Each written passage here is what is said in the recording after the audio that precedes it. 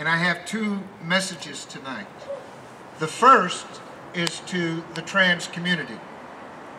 And that is tonight, as each of these names are read, I don't want you to weep for them. I want you to celebrate because they're now with God. And for those of us who sit back and wonder what was happening to those people when they were treated so viciously, I want you to know that I've come to an understanding about God, and that is that God is with us no matter what the challenge and no matter what the chaos around us is. And I'm here to tell you tonight that when those people, by the decision of transphobic and homophobic people, lost their lives, God was right there with them, holding their hand, bringing them safely home. If any other clergy person ever tells you that, any different than that, then you need to find a different church. Do you hear me? The time has come to quit making excuses for people and, oh, I just didn't think about it. Oh, gee whiz, you know, we ought to consider that next year, or let's see if we can fit it into the schedule. People are dying. I am tired of reading names.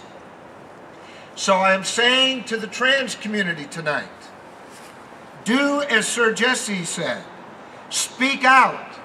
Do whatever you have to do to be recognized.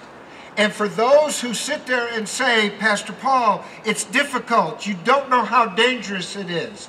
Yes, I do. There are 70 names or more that we will read tonight. We know the dangers.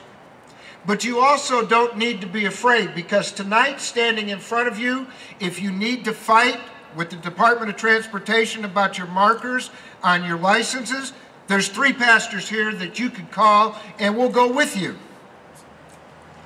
There are 3 pastors here, along with the rest of a community, that needs to say, whoever is elected mayor of this city needs to go to the shelters and make them change their rules.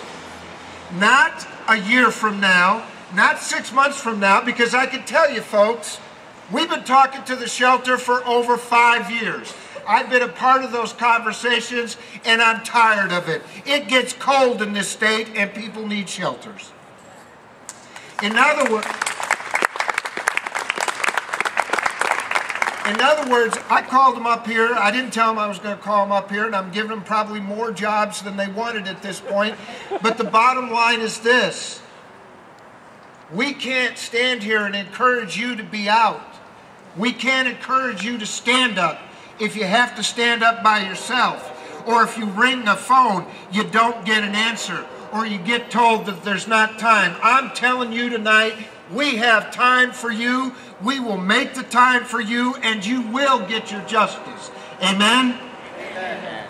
Now, to the politicians that came tonight. This is why people don't like me speaking in public, because they never know what I'm going to say. But for all those of you who know me, you know that I am about justice. So the politicians, I know you want our votes, and I know that you are good people. But I am begging you tonight to stand up. Do not let the trans community be an afterthought. Don't be coming down here after we've lost more people out of our community, or trans people are arrested for simply walking down the street and the police and the city thinks that they're a prostitute and therefore let's sweep them off. No, we have to be honest, folks.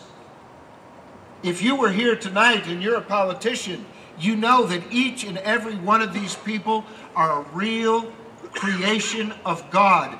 They're beautiful. And they have every right to be able to go home and enjoy their families and loved ones as anybody else in this city. So I am begging the politicians in our city, don't let these deaths be in vain.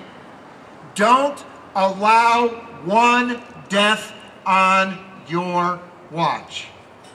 I'm begging you, and I might add, I'm asking as a tax-paying citizen. You understand what that means. Because up till tonight, I have resisted the opportunity to step into the fray as a politician because I was afraid the IRS would come after my church. You know how that goes. Amen? You can't speak in favor and all that kind of stuff, and they especially go after us.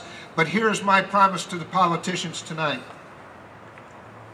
If you don't support my community, if you don't find a way to get my people off the street, if you don't find a way to make my people safe, I will call you out.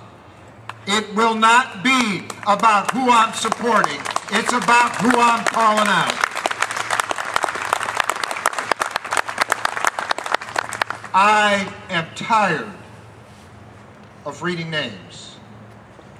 I am heartbroken. I am heartbroken that we got all wired up over a bar raid. And we don't even have half the people here. Yeah, this is why people don't ask me to talk. You understand me? And each of you have got a responsibility as you go from here tonight. Don't read these names and cry. Read these names and shout for justice. Read these names and celebrate who they are. Read these names and call out who you are this night, this day, from now on, going forward. Amen, and God bless you.